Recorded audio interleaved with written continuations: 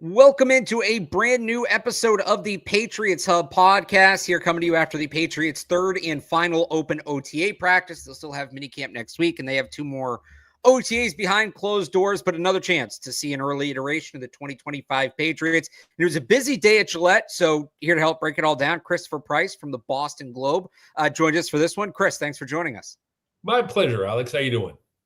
I'm doing good because this was finally like the first two practices. And OTAs are always a little bit of, what are we really doing here, right? There's no pads on, and a lot of top players usually aren't there. And it's just, sometimes they can be a little bit of pulling teeth. This was as eventful as an OTA practice as I can remember in recent years, at least going back to, remember when Cam hurt his thumb in 2021, and that was the whole thing. This was also partially because of the quarterback. We'll get to Drake Maye, but I want to start with the man of the day, and that's Stefon Diggs. There was a whole line of cameras waiting just to watch him walk up the steps onto the practice field. Coaches being asked about him, his absence. What was he going to look like on the field? We hadn't even seen him. He wasn't at either of the two open practices. This is a guy that's coming off a torn ACL, so there's that whole thing. How does he look? So to you, your initial impression of Stefon Diggs in a Patriots uniform. He didn't do everything, but what he did, he looked okay. He looked like someone who is continuing to work his way back after the ACL injury last October. He was not 100%, and I thought we saw that when he sat out, the bulk of the real 11-on-11 work. He was involved in the warm-ups. He was involved in stretching. He was involved in some of the drill work. He was not wearing a knee brace, which I thought was kind of interesting. But look, this is a guy who, for everything that he's gone through physically, and we can get to the off-field stuff, a little bit later on, but for everything he's gone through physically, I think he looks really good for a 31-year-old wide receiver at this stage of his career. Yeah, I was surprised how well he was moving. And your point, he did individual drills. So he ran some routes on air. He did catch passes from Drake Maye. They did sort of a walk through 11-on-11 early in practice, and he did that. But once they ramped up the speed, that was it. He was off on that side field where Jalen Polk has been for most of the spring as he rehabs a shoulder injury. So I don't think Diggs is 100%. Just like watching it, the way he operated, my guess is if they had to play a game today, he wouldn't be available. Luckily, they don't. But you look at the medical experts, at least on social media, seeing what he did today, and it seems like he's ahead of schedule. Nothing against Kendrick Bourne, but Kendrick Bourne couldn't even get out on the field this time last year, and he had torn his ACL around the same time on the calendar. Diggs already running and cutting, and he didn't do the full speed team drills, but like individually, he's running full speed and he was making cuts and things like that. So that, week one goal, when that was initially reported, was like, all right, the agent's hyping him up and we get it. They made the signing. They're feeling good. They want the good news out there. But I mean, that looks like a guy who could play week one. Again, I don't think he could play today. They don't need him to play today. I don't think he's 100% yet, but that's not necessarily an issue. It's certainly, we've covered guys that tore their ACLs and what it looks like coming back. I can't remember a guy doing as much as he did this soon after the injury. The closest I could think of was Wes Welker after between 2009 and 2010. The injury he sustained at the end of the 2009 season and then making it back for the start of the 2010 season. Not, obviously you can't compare one to the other. It's not a one-for-one change. But, you look at a guy who still has another 3 months as of this weekend, before the start of the NFL regular season. And this is a guy who's trending in the right direction, at least physically. That's what we saw today. Again, he's not there yet. I think your point's a very good one, that if they had to play this weekend, this is not a guy who could line up and play. But look, you're certainly looking, I think, for my money, you're looking at a guy who probably should start camp on PUP while they continue to kind of ramp him up. And I will applaud the Patriots for doing this. There is a fine line to walk there when you talk about a guy like Diggs who wants to go 100% all of the time, that you need to be able to you need to have a long runway for a guy like this, but you also have to be able to kind of throw the reins on him from time to time. There's a danger in trying to do too much because he's in a new offense. He's working with a new quarterback. He's in a new system. This is a guy who you have to maybe guard against doing some things to himself, kind of taking one step forward and two steps back in terms of his rehab. So I think right now, as we sit here the first week of June, all signs point to him being available for week one against the Raiders. And honestly, and I think we even talked about this today, that if he comes out and has 9 catches for 110 yards and 2 touchdowns against the Raiders, what happened this past week is going to be a footnote. It's going to be a speed bump. No one's going to care about it. So I think when you talk about Diggs, you talk about a guy who is maybe the most compelling wide receiver, maybe the most compelling player this team has signed as a free agent over the last decade. And we saw some of those reasons why he's so compelling over the last week. This is a guy who moves the needle. But look, at the end of the day, this is someone who is going to be ready, at least, as we sit here right now, it looks like he's going to be ready for week 1 against Las Vegas. Next week will be interesting because the thing that's tough for me, and people who listen to this podcast have heard me give this kind of take, speech, whatever. What I hate about covering OTAs is it's not linear. I love during training camp to be able to go out there. Okay, this player had a bad day. How does he respond tomorrow? This player had a good day. Can he stack these days together? We don't get to do that, right? It's 3 of 9 practices that are open.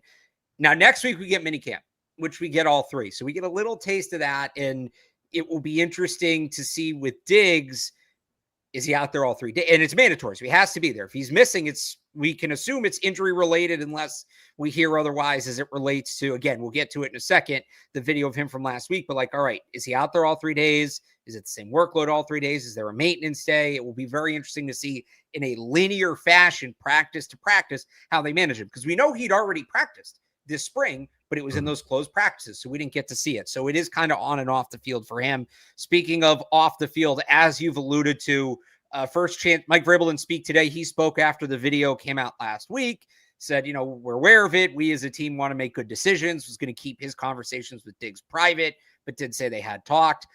We heard from Josh McDaniels today. We heard from wide receivers coach Todd Downing. Both kind of similar answers when asked about it. They said they know he's studying. They're not concerned about necessarily his focus level or anything like that. Todd Downing pointed out that there's some overlap with what they're asking him to do and what Brian Daboll asked him to do in Buffalo, which maybe helps. Are you worried at all about where Diggs is at mentally? And physically, he might be out there week 1, which in itself is incredible. But if he's not ready mentally, it kind of lessens that, right? So are you worried about him mentally being ready for now in week 1?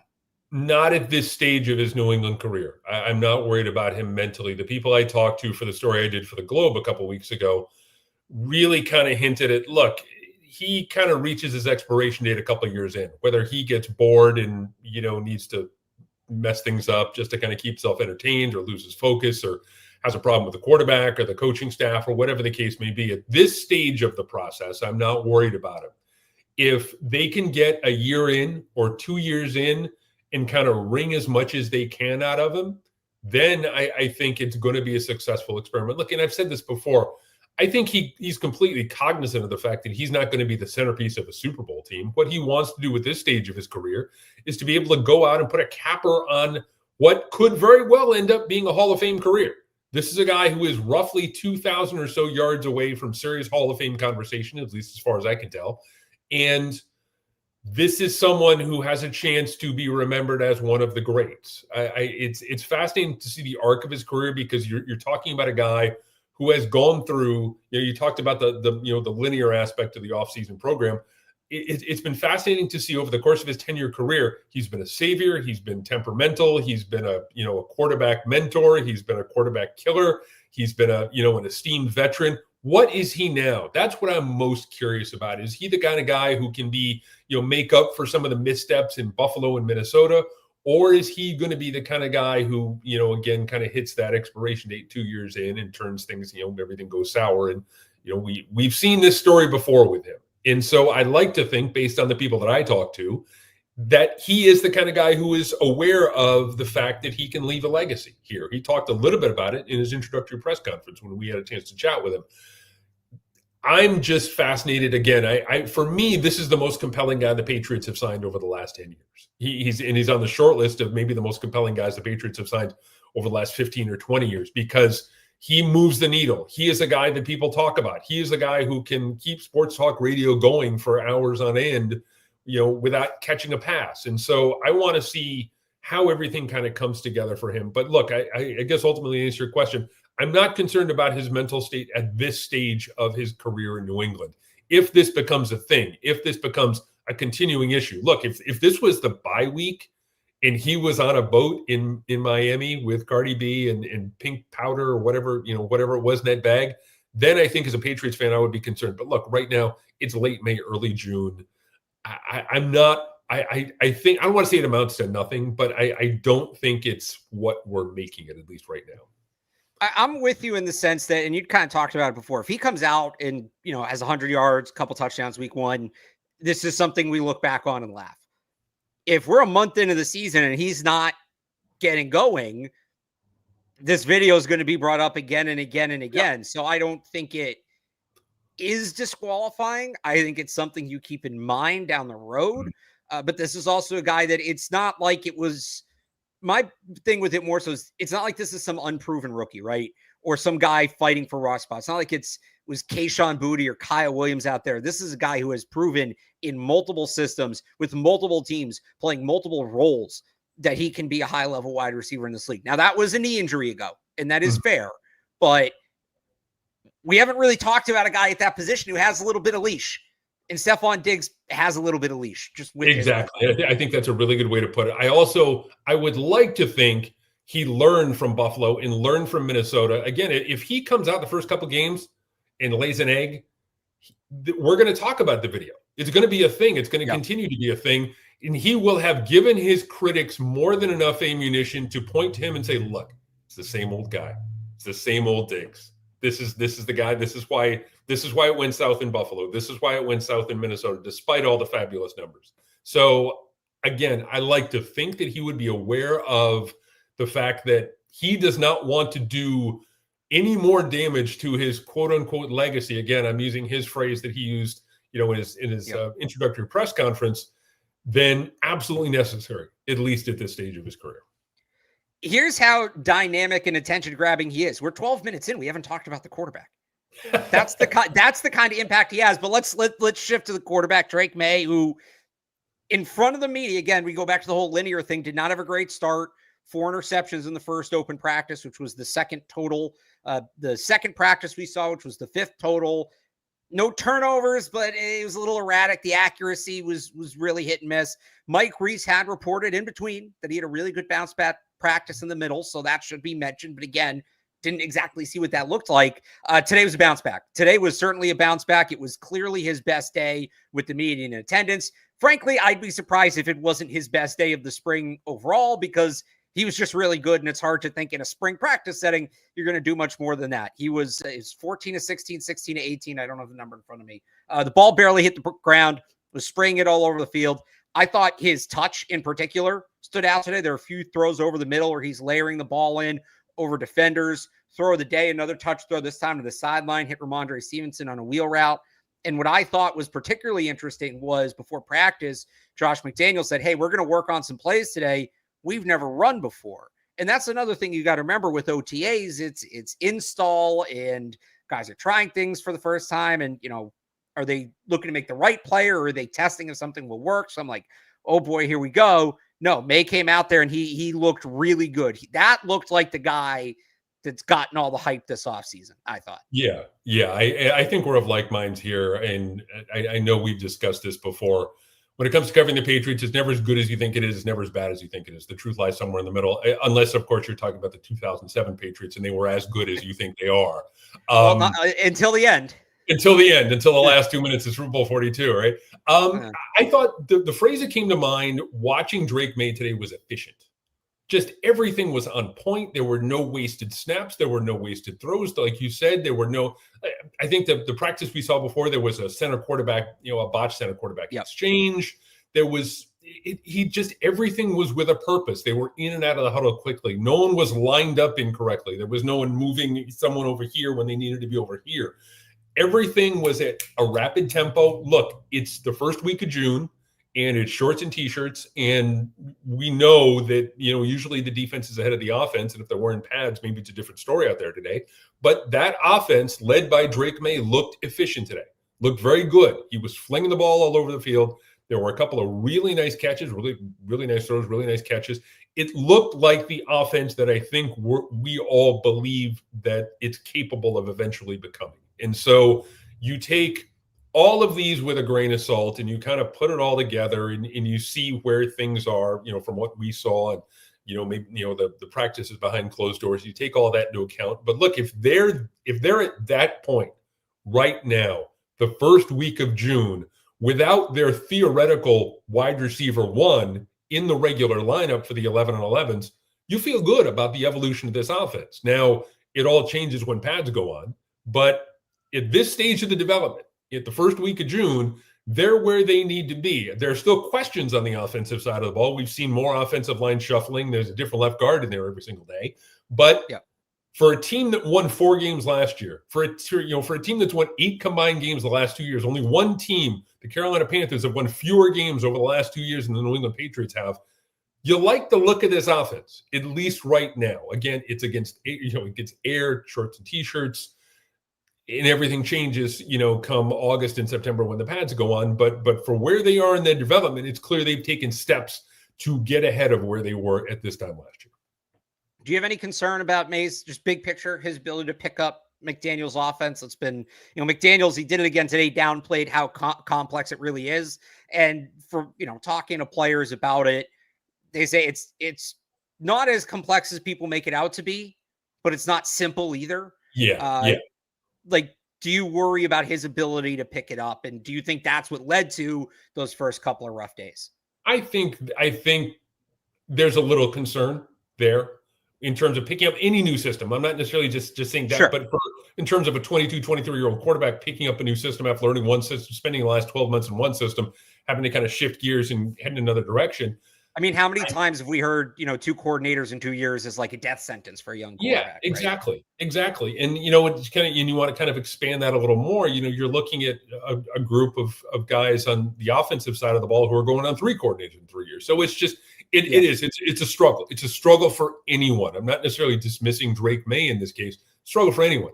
But I think we've seen enough of Maye over the last year plus to think, to reasonably put it out there that he is not an error repeater. This is a guy who retains knowledge. This is a guy who understands, okay, I screwed up here. I'm going to make things better by doing this the second time through. So I think there's a little bit of concern, but I don't think it's going to be the sort of overriding thing that's going to hinder him in his second year in the league.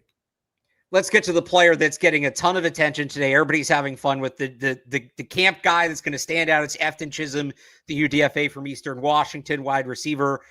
He just gets open, man. And look, why'd he go undrafted? The straight line speed isn't necessarily there. He's not the biggest guy, but you ask him to find space in the middle of the field, and he does it. Caught 7 passes today, got some time with Drake Maye. We've seen what a UDFA roster push looks like. We've seen it even at the wide receiver position recently with Jacoby Myers. Chisum still got a long way to go. Like, his ability to separate, especially at the top of his route. It's not necessarily off the line. It's getting into the route, setting the defender up, and then breaking and separating. It looks really good. He's going to have to do that when pads come on. He's going to have to beat press, but he looks like a guy that's truly building that kind of foundation you look for UDFA to build if he's going to make a push for the roster. Exactly. I joked on social media today, I think we even talked about it, that I'm buying all the Efton Chism stock that I can at this point. He's not going to the Pro Bowl, so let's just kind of tap the brake on overall expectations. We do tend to kind of overstate things at this time of year. But look, if he continues on this arc, this is a guy who's going to make it very hard for the coaching staff to figure out the back end of that wide receiver depth chart come Labor Day weekend. This is someone who has also displayed a little bit of special teams value as a punt returner. He goes up, he attacks the ball. And I think this is really, really important for people to understand that it's not just kind of waiting for the ball to come to him. He goes up and attacks the ball. That's a very rare skill set. Like you said, he finds open space. That's just like a sixth sense sort of a thing when you're talking about a wide receiver. The key for him, and I talked to Chris Hogan about him, is that he cannot afford to have a single bad day. There is absolutely no margin for error when it comes to his overall development because he's a UDFA. If he has one bad day, there's the chance that starts to snowball, and then it becomes 2 and 3, and then he gets in his own head, and then there becomes a problem. But if you look at guys who've had success at that position as undrafted free agents, it's about stacking days. It's about finding something that they're good at and just continue to move forward. And this is a guy who needs to continue to move forward. Right now, he's in a great spot. And if you ask me, who are the 6 best wide receivers that we've seen over the course of the spring, he's part of the conversation. But he needs to continue to move in that direction if he wants to find a spot on the 53-man roster. If not, I think that there's a chance he gets the Foxborough flu, that he comes up with a strange, something between now and the end of August, and that they find a way to keep him around. Because look, if he plays like that in the preseason, he's not gonna make it through to the practice squad. We've seen guys like that, Malik Cunningham. There's a ton of names like that who will star in the summer, and then, you can't get them through the practice squad, and you got to figure something out. So, but at the very least, he has done a very good job at making it difficult for the coaching staff to consider, who's going to make it and who's not going to make it when you talk about the back end of that wide receiver depth chart. And it's, you talked about catching the ball. His ability at the top of the route stands out. But I heard a coach say once, like, catching the football is an active, it's not a passive concept. It's an active concept. It's an active task. You go out, you attack the ball, you get it away from your frame. The guys that succeed in Josh McDaniels' offense, and there's been a lot made in the last decade about what does Josh McDaniels' offense do to young receivers, and can young receivers succeed? And the few that have, there's not a ton that they all have in common. One thing they do, they are all excellent hands catchers. They can go outside their body and get the football. They don't need to cradle it into the chest. It's not, double catching it. It's going away and securely grabbing the football. They're stars on the jugs machine. He fits that bill. Kyle Williams fits that bill, and we've seen it. Yeah, go ahead. The other thing too that's important to remember, it's not just hands. It's not just having good hands. It's knowing when to. Moss used to talk about this. Danny Amendola. Late hands. Shooting late hands. You want to get the hands out there as late as possible. Brandon LaFell, one of the reasons that Brandon LaFell was really good at this was that he was able to shoot late hands, as wide receivers say. It's not just a matter of running out like this and waving your hands in the air. It's a matter of being able to read the defensive back, and the defensive back is reading you, and you can't put your hands out too quickly because they know the ball's coming. He just seems to have that sort of extra sense, the idea that, again, I referred to it as a sixth sense for a wide receiver. He just knows certain things about the position that seem to come naturally to him that are going to help when it comes to whether or not he's going to make this club. And it's particularly big in man coverage, because in zone, the defensive back might be looking at the quarterback anyway and know if you're in man, if you're facing man, the corner's looking at you. The corner's following you. So if he has his back to the quarterback, and like you said, there's clip after clip after clip of Randy Moss doing this. He's running down the sideline. Corner's running to chase him. Gronk was really good at this too. And then at the last second, just real quick with the hands out, catch back in. So by the time the ball's in, the corner's just starting to bring his arm up to get in the way of the football. And this is something he's been good with. Since we're reminiscing on former Patriots receivers, on a scale from Riley McCarron to Jacoby Myers, where do you put Efton Chism right now on the I know everybody wants to go Edelman. Edelman was drafted. We can't use Julian Edelman here. From Jacoby Myers to Riley McCarron, is he closer to Austin Carr, Christian Wilkerson? Where do you put him? The Austin Carr reference, I think, is okay for this stage of his career. I think it's appropriate. But again, he needs to continue to move in the right direction. If he moves in the right direction, if he makes some big plays during camp, if he is able to bring that to the game on a consistent basis, I'm telling you, this is going to be a guy that's going to have people calling you and Cerrone on Saturday morning, Sunday morning, and going, we got to find a way to keep this guy. We got to figure out a way to have this guy in the roster, because he just does a lot of little things really, really well that just kind of seem to come second nature to him. But again, he needs to continue to ascend if he wants to have a real shot.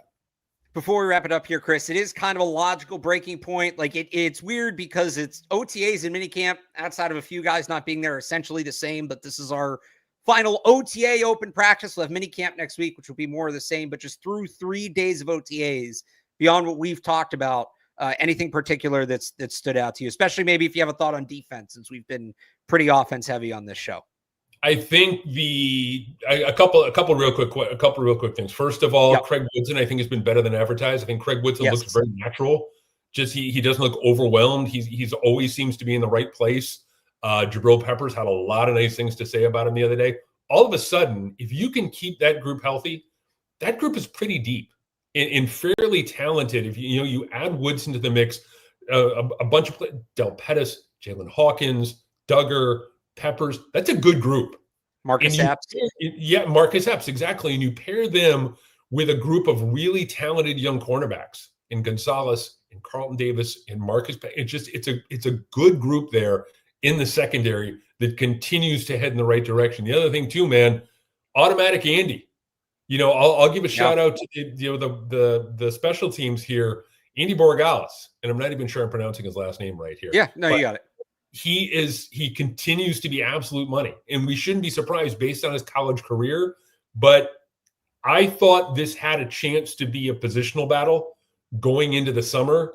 Right now, it's no contest, and I think they probably want to keep Parker Romo around as a practice squad guy just in case. But you need more Hurricanes on the team, and I think that Andy Borregales has done a really good job from what we've seen. Again, the 3 practices. He's done everything they've asked of him, and I think that he's won that job, at least right now, as the kicker. But yeah, I mean, it's this team. Ultimately, my biggest takeaway continues to be the same. If their elite players can play at an elite level, and this sounds kind of stupid, but it's fairly straightforward. If like Mac Jones, Drake Maye, Will Campbell, Christian Gonzalez, Stefon Diggs, if those guys can play at an elite level, this team has a shot at a 500 record. If they struggle, or if they are injured, or if they, for whatever reason, they can't reach their potential, then I think it's another matter. But I think we've seen that group, that nucleus that they have. I'll throw Barmore into the mix there as well. Yeah. If those guys perform at the level to which we think they are capable of performing on a consistent basis, I think this team is going to be a pain in the ass to play against as the year goes on. Is that something, and granted, there's some injury situations here, like obviously Barmore wasn't available for most of last year, but is that something where you think, just first impressions, that Mike Vrabel can maybe do a better job of getting that out of that group than Gerard Mayo did? Yeah, I do. I honestly do. And part of it is, look, and we can go off on a whole Mayo thing, but the fact that Vrabel has done it before, we're seeing it more and more over the spring, that there's, and not so much a shorthand, but just there's a greater sense of, and I'll go back to the word that we used with Drake Maye before, there's a greater sense of efficiency when it comes to practice, when it comes to getting things done, when it comes to being in the right place at the right time, when it comes to doing what you need to do. Vrabel seems to have that all locked down. Now, look, it's June and everything could go sideways come August or September, but his track record suggests that he is going to have more success here this year than Gerard Mayo did with last year's team on a number of different levels. He is Christopher Price. He covers the Patriots for the Boston Globe. You can find him on social media at @CPriceGlobe. Chris, thanks so much for joining us today. My pleasure. Take care, Alex. Thanks. I'll have more coverage on 98.5thesportshub.com. We'll be back next week for minicamp. Until then, thanks everybody for tuning in.